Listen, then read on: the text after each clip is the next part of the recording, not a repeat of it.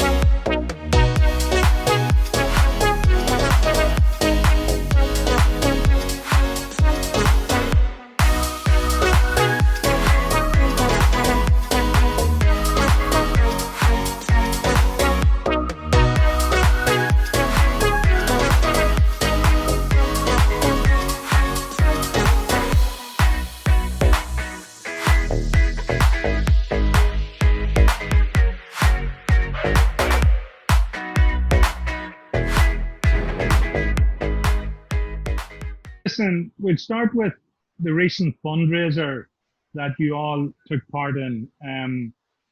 It was phenomenal, and well, I won't say it went viral, but the acknowledgement throughout the country was great. It made the news here. It made the Sunday game. It was pretty impressive. Fanula, how did it come about? It just came about.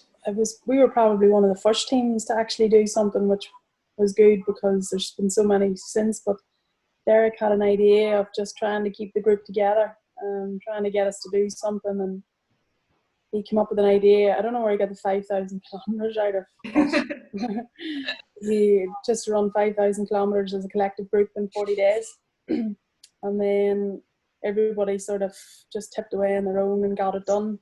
And then towards the end, I think we were sort of a wee bit under pressure to get the 5,000 kilometres done with maybe 5 days to go, and everybody chipped in, and then we actually surpassed the 5,000 kilometres.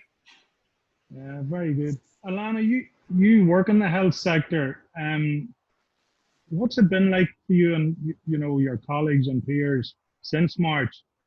And it's been a bit surreal for everybody else, but actually in the front line, what it's been like? Yeah, I mean, it's a lot of it's been like unsure, even within my work, week to week basis. At a stage, it was, what way are we going to do this? What way are we going to provide the service? And sort of, it's only in recent, the last few weeks that things have settled out and we've got into a routine. But where I work, they do sort of therapy sessions, so everything's moving on to, on the phone or hopefully Zoom and things like that at one stage. So the whole thing has changed, and it's just getting used to the new normal. And a big thing is just accepting the situation for the way it is at the minute. It's not, even what I'm doing at the minute, it's not what I thought it would be, but you get on with it, and this is where we are at the minute, really. But yeah, so it's tough for people working. I know even with Aoife in the hospital, just, getting used to this and not knowing when it's going to end is one thing, but definitely when they're up there, at least they are getting out every day. Other people who are not, stuck in the house, it's a different problem again, isn't it? Yeah, yeah.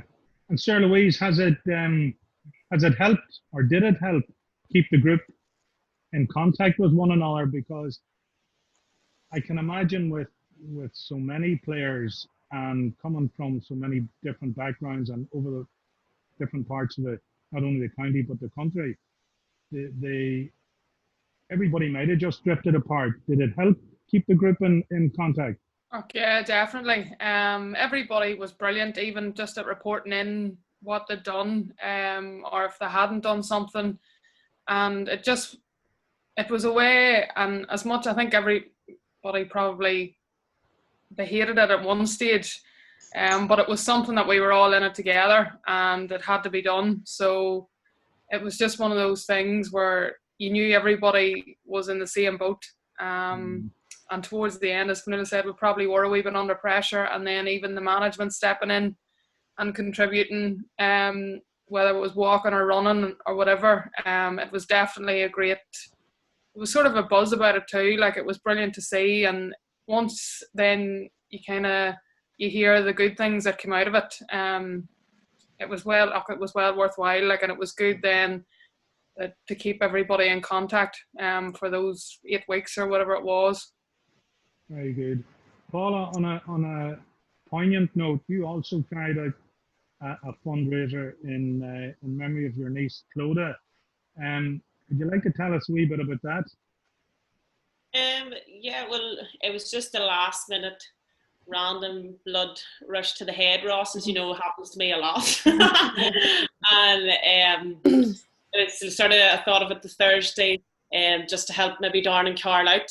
I thought I maybe could have got a couple of £100, and put it up on the Friday, and next thing, the Monday when you were starting, it took off, and people were so good sharing it to the social media and that got a wee bit of a buzz going about it. And by the end of the week, there was £4,000 raised, and then there was still some people contributed after that all went to it. And Darren and Carl have now raised over £16,000 for the charity. So it was brilliant. For us as a family, it was brilliant, but it was great to see the sense of community that whenever somebody's doing something, everybody does, they get behind you, and it helps. But especially, thank God I've never had grief like that before. And like that day, whenever I put that post up, I sat on the sofa and I cried, and it was just the overwhelming feeling of how good everybody was and the messages that people sent you. It was just lovely. And it definitely, overall, it has just been a massive lift for Darren and Carl. So, thanks to anybody that did contribute to it. It was incredible to see it take off over the course of a week. Yeah, it was brilliant. Massive. Probably unlike other achievements that you've all experienced. You won't get a medal for this fundraising, but Niamh, did you get a lot of satisfaction out of doing what you've done? Yeah, for sure, because as Alana said there, those in the front line, they're the real sort of the heroes, as they say, and we are only a small part to contributing towards that. And for us sitting at home, it's probably, complaining about not training and being bored, and, that doesn't really hold up. So I think contributing in a small way, in any way we could, was big. So yeah, I suppose that was probably, something that gave you a bit of satisfaction, and that you could help in any way at all. It's just there's a few in the panel involved in the NHS and working in the front line. So, us at home, if we could help in any way we could, that was probably the overall aim. And I think, we did in some way, which was great. Great. I suppose we've all been blessed that we live in such a beautiful county. Getting outside has helped lessen the stress of the lockdown, Catherine, because you're involved in teaching, and for those people that are living in cities or built up areas, we have been we're pretty blessed where we live.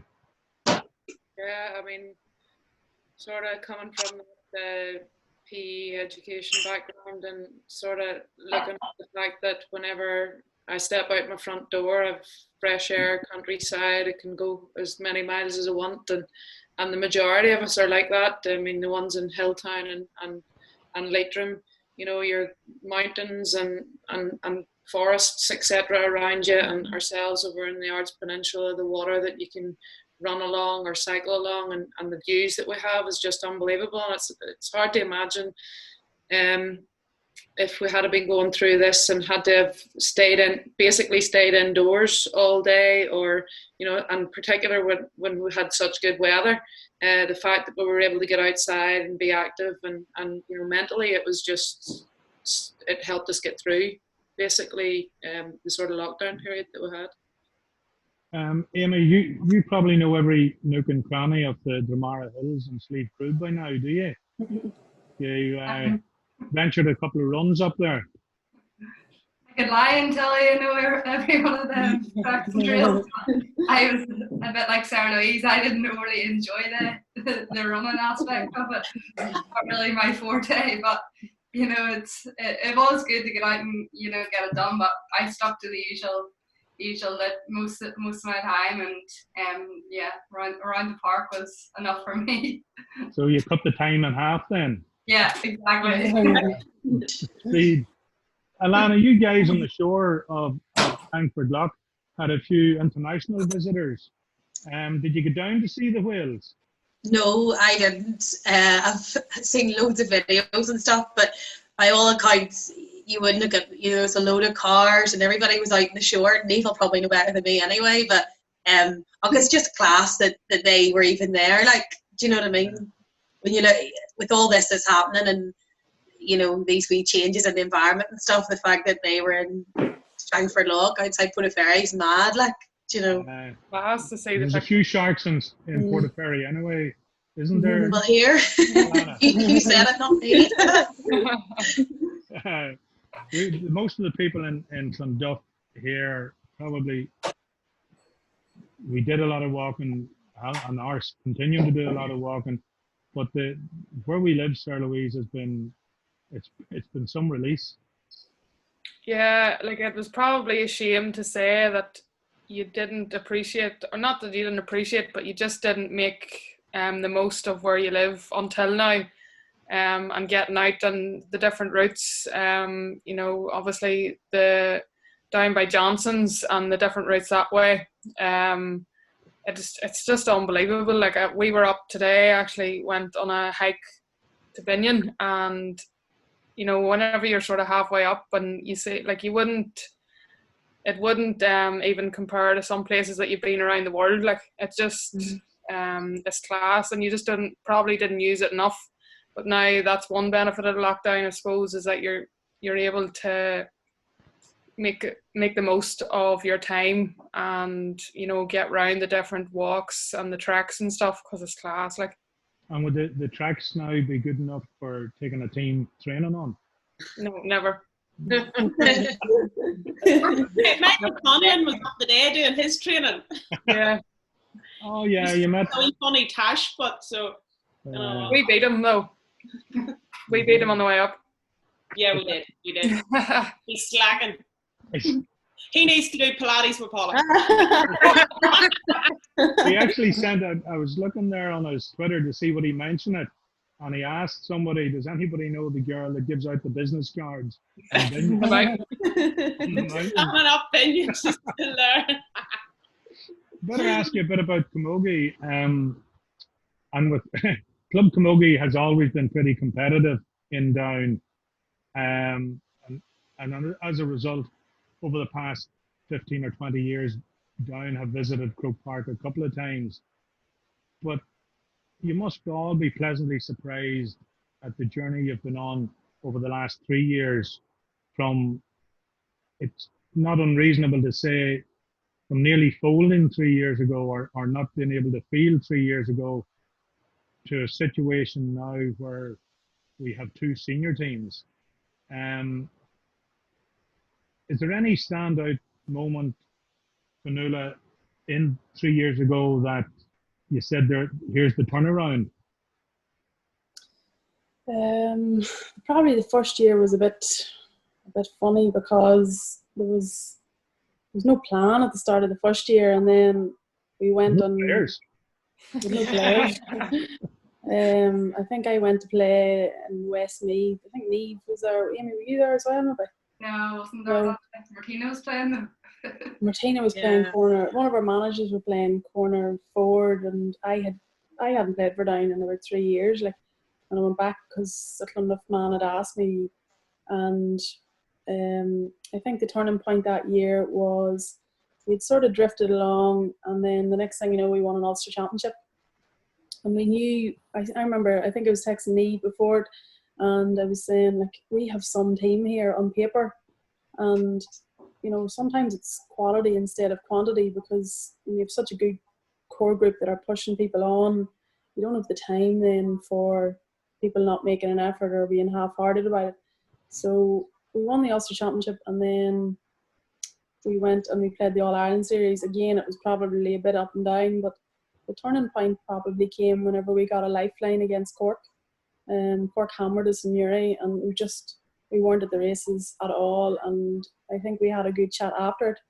And then we went and we got a result against Laois, and we were probably under a bit of pressure. We had someone sent off and we were behind, and then, you know, we just kept digging deep and had a bit of heart, and then we beat Tipperary in the All-Ireland semi-final, which was, we were behind, I think, nearly the whole game, and Neve passed the ball to Sir Louise, and Sir Louise does what Sir Louise does. Big day, big day. So We're whenever, not at Croke Park, we're done all You right. could try it again then. yeah, I think it was actually, maybe it just dropped short, Sir Louise, so maybe not go too far. It was into the breeze. I actually think Vanilla 2 that year, we played Kildare in the relegation playoff. Yeah, that's right. If that had a went if that result had a went differently, we mightn't have, you know, it mightn't have taken off at all. At that stage, sort of Derek had come in and was helping out a wee bit, and it just sort of spiraled from there a bit. Like, but if we had got relegated that day, you know, it mightn't we mightn't have had the summer that we had either. I actually wasn't involved that year, and I suppose I'd been out, like Vanilla had said, a couple of years, and sort of thought, nah, I was done. And obviously, as friends, whenever you got to Croke Park, I went along, and it was just the jealousy hanging out of me, obviously, but just so proud at knowing from probably having discussions with a lot of you at the start of that year that, you know, Down didn't really know where they were going maybe at that point, and to come in, you know, and obviously we had a great year in 2014, but to come in then last year, and just things have totally changed, the total professionalism around the sort of setup that we had, and the buy-in that you as a group, whenever you got to Croke Park that year, of me wanting to come back and players wanting to come and play for Down, because, you know, we can see that there's a possibility that there's maybe touching distance of an All-Ireland, that just what you had done that year was absolutely massive for the county and absolutely brilliant. Do you feel, Alana, that an intermediate title is a realistic goal? Yeah, 100%.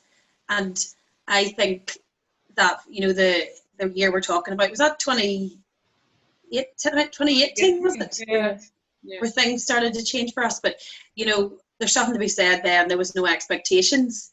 And then when we were going out and we were competing, I think that was where, like, belief came. Do you know what I mean? So since then, I think anybody that was involved in the panel that year, you know, you don't doubt yourself, you know that actually this is totally realistic for us. And then I think the following year, when you're getting so many more players on board, that, you know, Vanilla was talking about, we had the quality, we've got the quality and the quantity now. So I think, you know, there really is a great sense of belief among the team, and we're willing to work now.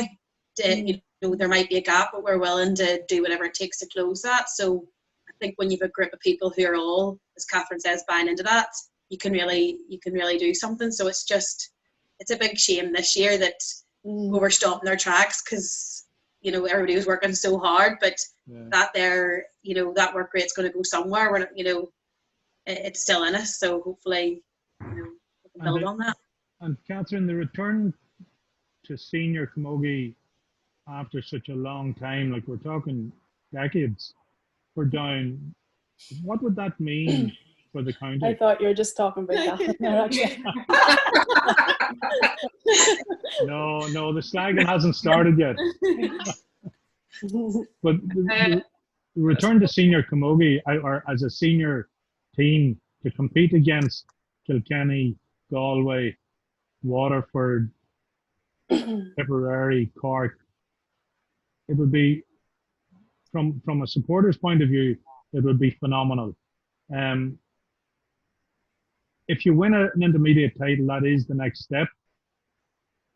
Do you feel you're able to compete at that level? Well, I won't be competing at that level because I'll be retired. What have you been saying that is 10 years? I took a semi-retirement there for a while, but sure, I'm back again. Ross, myself and Fionnuala, I don't know if Fionnuala, were we involved in playing senior? I was there in '99. I was 15 and sat on the sideline, and you know, what I will say is that keeping a group of players together, we came through in 2014 after banging in the door for 4 or 5 years at the Premier Junior level, knowing that there was a possibility that the players that we have in Down, we could have went on to senior level following that. And, you know, it's taken us a while, probably 2018, to get into the final and, you know, get into a semi-final last year and you know, hoping that we would maybe push on again this year. But the players that we have, we're capable of competing. Does it mean we're going to win a Senior All-Ireland? Probably not in realistic terms. But, you know, we've played challenge games against the likes of Dublin and different other senior teams, and we give them good games. You know, on any day against most competition out there, you know, we could give anybody a good game. The players that we have, I mean, you sitting here in front of us tonight are absolutely brilliant players, and you know, I've been fortunate to play with them. So, and Amy, what to be a consistent senior team? Are there any changes, or what changes, if any, you feel need to happen over the course of the next couple of years? If you know, Alana has said, and I'm sure you all agree with her, that winning an intermediate championship is a serious goal because it's a realistic goal. But then to step up to be playing against the best teams in the country on a week in, week out basis, are there any things that you feel need to happen, and not necessarily on the pitch? Well, I feel like, as they've all said, like, it is a realistic goal. You know, I think the group of players that we have, and we've been fortunate to get this year, like, we wouldn't have unless we truly believe that we will win an Intermediate All-Ireland. Probably to, you know, compete at senior level. We did play challenge game against Meath, who were up at senior level last year, and we actually, I think we were close. If we didn't beat them, we were very close to them. And then the same with Dublin at the start of this year. Probably within consistency terms, it's just going to be keeping the panel together, as McGordy said. You know, if we can get through and win an Intermediate All-Ireland in order to compete against those senior teams, it's keeping everybody together, you know, keeping the band together, as I say. But whether that happens, and that's a future goal, you know. At the minute, I think this group of girls will just be fully concentrated on the Intermediate All-Ireland. And from and I don't mean this tongue in cheek, and no pregnancies. Yeah, McGordy. He's looking at you. Female sport has come on such a distance in the last 4 or 5 years. Has the work of the WGPA helped? And how much more can be done, do you feel, commercially, to help you as elite athletes?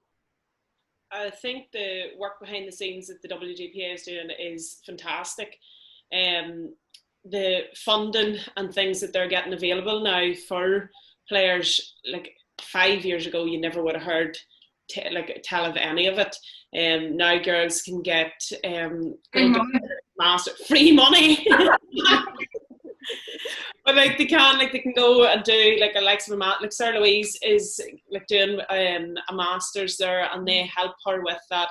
Like, there's so many things available to players now, so that has helped entice probably players want to play for their county, because beforehand maybe you're turning up to training, there's maybe no toilets, it maybe wasn't a good field, but they're making sure now that the funding's there so that the girls feel appreciated and they want to go to play for the county. So that was the first step probably in Down. Maybe not all counties are in that situation, but that's probably the main thing, way it has helped us. But going forward, it's probably getting a lot more funding behind them, and then going the next step up again and getting the likes of every team with a strength and conditioning coach, every team having physios there every night of the week, like a hot meal after training, small wee things that it doesn't mean a lot, but whenever you have girls travelling from Dublin, from Galway to come to training maybe 3 nights a week, to come up the road and they're training for an hour and a half and they just jump straight back in a car to go back down there, you know, if there is just that wee small bit of extra money pumped in and they're looked after, it will keep enticing them girls to do that, because I can see the difference of what the men get to the women, and we're still way behind them, but what the WGPA have done so far has definitely come on leaps and bounds. And Catherine, with you now coaching in school, and Paula, you're coaching in school, and most of you, I know all of you are actually all involved with your own clubs at underage level. Are there any structures that the county could put in place that would continue to provide this conveyor belt of excellence? I think for me, schools are a massive thing. You look back there when Derry were successful, and the likes of St. Pat's or Mahara and St. Mary's Maherfelt were constantly winning schools titles.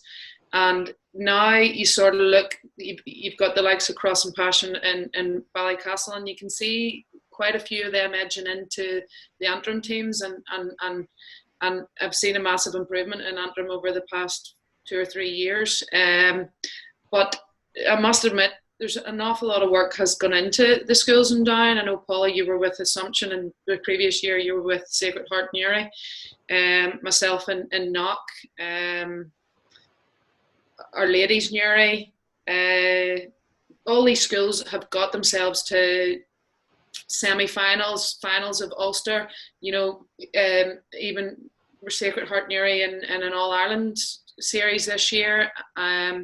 And that's massive, bringing those kids through. And it was the first thing that probably helped Derry Camogie whenever the likes of Mahara and St. Mary's Maherfelt were winning all those things.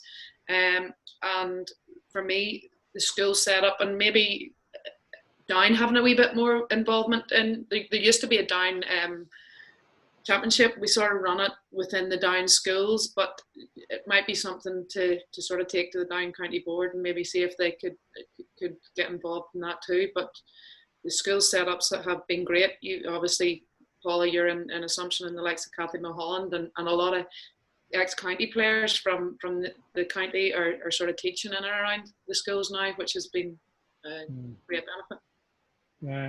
Alana, over the past few years, well, the last 10 years, a lot of changes come into football. And to see this year, at the start of this year, they were introducing some changes into Camogie. Do you feel that it's going the way the players want it, or is it going the way the administration wants it? Oh, tough question. I actually was wondering about this the other day. I was thinking we did like those league games where we had these totally new rules, and it did, to be fair, we're getting used to them at the end, but it was really strange, you know, the free out of your hand from the person, you know, things like that there, and if it was in your, you know, your side. But I was like, will that actually, next year, will we start trialling that again? Because it was only done during the league. I don't think it was going to be there for championship. So I thought, I don't know what's going to happen with that. But I mean, there's definitely certain things, like as a defender, I was quite happy with the getting rid of the hand pass into the net, because there's nothing worse. Do you know what I mean? Like you could do everything in your power and they'll still hand pass. Like it's hard to defend against that. So for, I don't know if the forwards would agree with that. So there was other rules changes that I really, wasn't too sure about, but it was so, I think we needed a bit more practice with them to see. It was even strange even with some of the referees too, and the policing of those when we were trialling them, that, some referees didn't even really seem to know and do that. And I think it was at one of the last matches that we had, they weren't really enforcing them as much. So it's sort of something that needs worked out, I think. But it's interesting. Yeah. And what about the shoulder challenge, Sir Louise? Would you be all for it? All for it.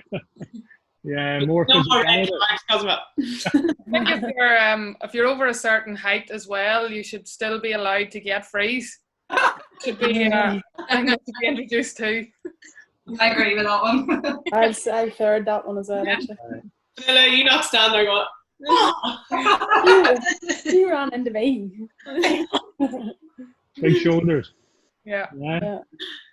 Unfortunately, Vanilla, I don't need to remind you that you're the longest serving member probably in the panel. Actually, Catherine is. Catherine is, and over the years there's bound to have been a couple of great characters in the changing room. Who today are the personalities in the changing room? And probably most importantly, how would you describe Amy's performance so far as the entertainment officer? I think in every changing room you have strong characters. I think the younger ones are, they come into the changing rooms and they appear timid, and the next thing you know, they just explode to life. Take you completely by surprise. I think Saoirse McCartan is probably a character coming through. Megan O'Boyle is another one, both from Castlewell. And then you've Dervla McGee, who's just Big D keeps us up on tune, like. Big D, just unique, like. And then you have a couple of girls from, you have a few wee girls from Clonduff there who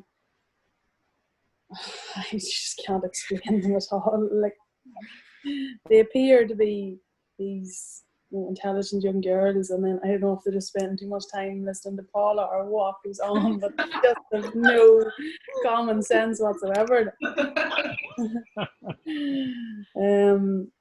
But yeah, there's a few. I think the mix of youth and experience as well, and a good sign of a good team to me is a team that you can go into changing rooms and talk to anybody. And with Down this past maybe 2 to 3 years, you've been able to go in and feel comfortable in the changing rooms, and you can sit beside anyone, and there's always plenty of crack to be had, or there's someone to talk to, which is, it's not something that was maybe there all the time whenever I was playing for Down, but I think with the last couple of years, and you can see that in the field then whenever we're producing success.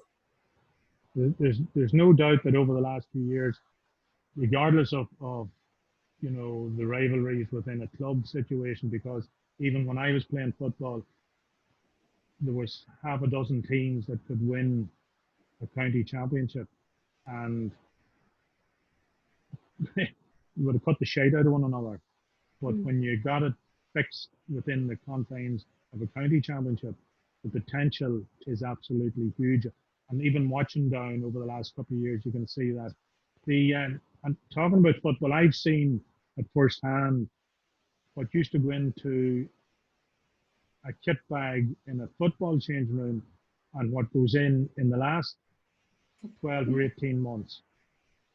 Alana, who's always good with the makeup and the hair dryers and last, or should we go by today's conversation with the last two that joined us? No, Ross. I was last because your daughter had me up a mountain. That was it. Like. To be fair, we often are a bit of a lazy bunch that if we are going out or something, nobody can be bothered a lot of the time and just get out and get on with it. So there's actually probably only been a couple of times with the team over the past few years that people have actually put effort into their, always draws her eyebrows in. Yeah, well, I was thinking Paula is probably the only one. She makes a bit of effort, The rest of us not so much. She needs to make the most effort, though. Do you even know, to look at her?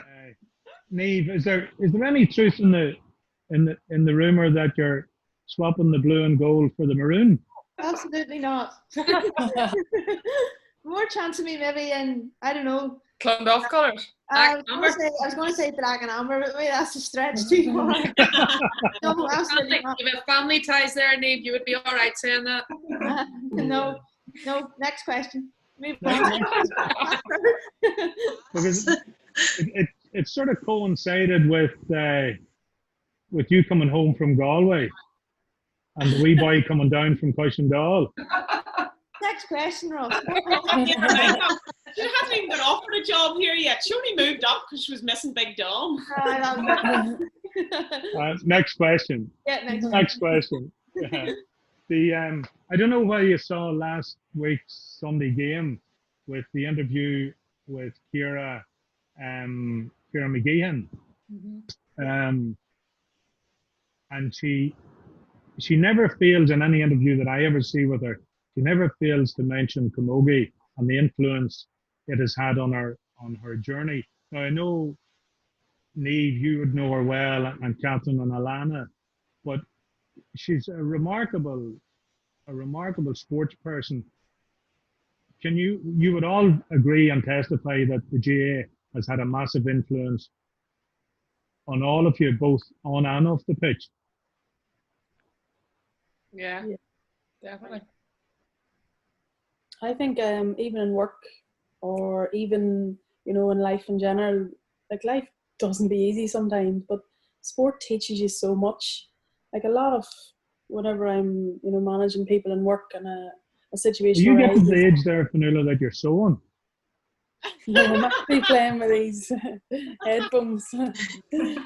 I think sport teaches you so much. It teaches you, the more you put into something, the more you'll get out of it. You need to be committed and you need to be disciplined. But then it also teaches you a lot about perseverance and, don't give up and attitude and anything that comes at me in life, I relate it back to sport, no matter what it is. Listen, guys, thanks a million. And I really enjoyed the chat. Stay safe. And when the time's right, Amy, you'll organise a night out for us all. Well, and, yes. Here's to... Nick Mallon's good at that as well. Yeah. What? We'll go Catherine, Good at I heard organising you're Party in Gordy's house the next time. Don't put the electric off this time, McGordy. Like the trip. And here's to Down getting back to senior Camogie. Thank you. Good luck, Thanks. folks. Thank you. See you all. Bye. Bye. Bye.